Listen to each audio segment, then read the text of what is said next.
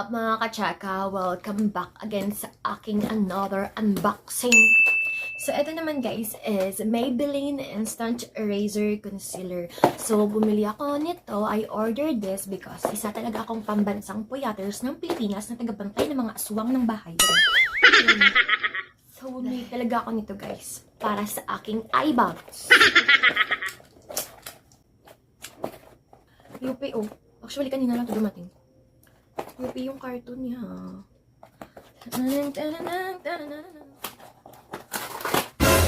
ang sarap talaga ng feeling ng unbox.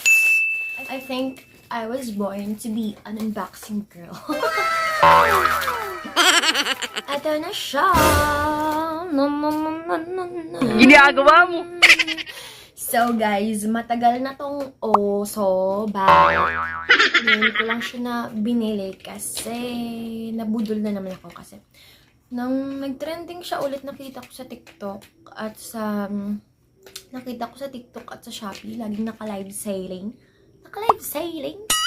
Naka-live selling. Live selling, girl. So this is Maybelline Instant Eraser Multi-Use Concealer. This is shade 110, guys. Shade 110 or hindi talaga nag-focus. Pangit ng phone ko. Need ko talaga ng bagong phone.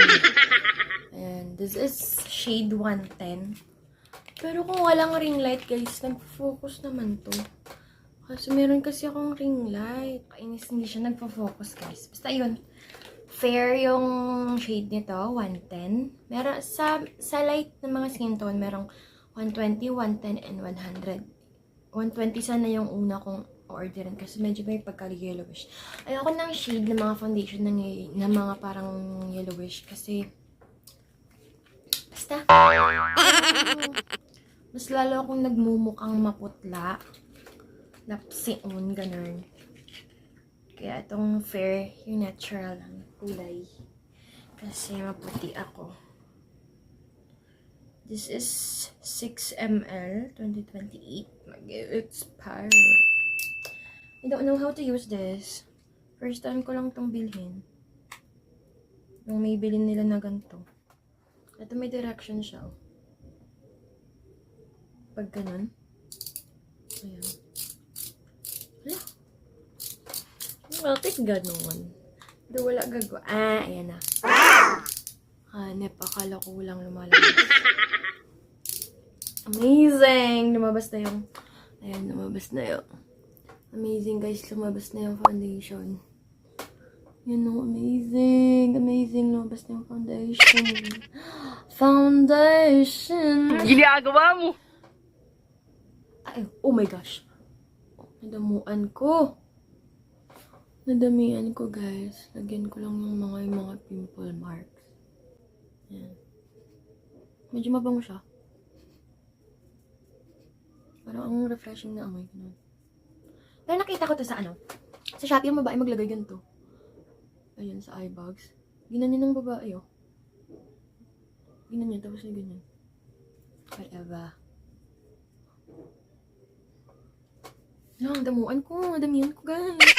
Ang ganda sa ang maganda dito sa Ginagawa mo. Putik na damihan ko, guys. O, diba? Oh my gosh. Nadamihan ko. Wala tang first timer lang. Bobo gumamit. Ang maganda dito, guys, kasi hindi mo na need ng sponge sa mukha kasi may dala na siyang pang brush niya. Ginagawa mo. Diboga. Oh my gosh. Dapat pala kagina pag ganun ko, pag palabas ko ng product, mga tatlong ikot lang. Ako mga ika-anim na ikot yun. So this is love. This is love. Ano ko man yaman?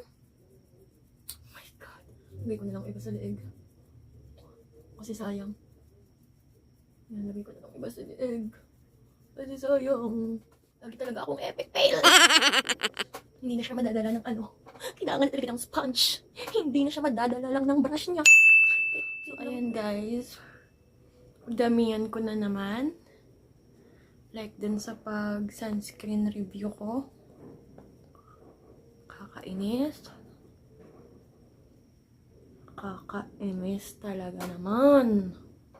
Nagmukha na naman tayong white lady. Oh my gosh! Dapat kasi yung pag-dispense ko pala ng product, mga 2 o 3 ikot lang. Kasi kanina ang tagal lumabas ng foundation sa loob. Kaya nakailang ikot ako, guys. Oh my God. Hindi ko akalain. Na konti lang pala ang ilagay mo. Super dadami na pala siya. My face now.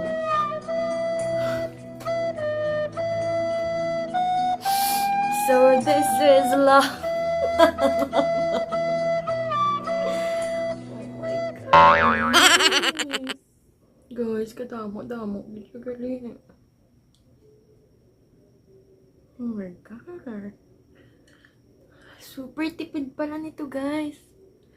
Super konti lang yung ilagay. Pero ang dami-dami na. Oh my God, ano ba yun? Bobo ko naman. Nagmukha akong Chucky doll.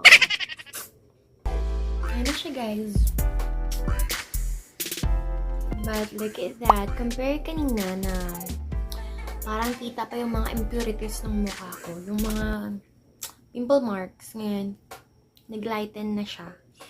Na-blurry na yung mga part na may mga pimple marks. So, hindi na masyadong halata. And of course, most importantly, why I bought this is to cover my eye bags. And look at that. Legit, maganda nga siya. Na-cover niya nga yung eye bags ko. And mga pimple marks. Kaya pala trending na ngayon tong gantong may bilin na instant eraser concealer because legit, ang ganda niya mag-cover ng impurities ng pagmumukha. Ayan lang, nagustuhan ko siya, guys. Madaming shade nito. Merong pang morena. Merong pang mga, tan skin. And 3 shade yung sa mga mapuputi. May fair skin like me. 120, 100, and 110. And itong shade na ginamit ko is 110. And tama lang yung shade na na-order ko. Ayan. Bagay lang siya sa face ko. And yun lang, guys. Nagustuhan ko siya. So, bye.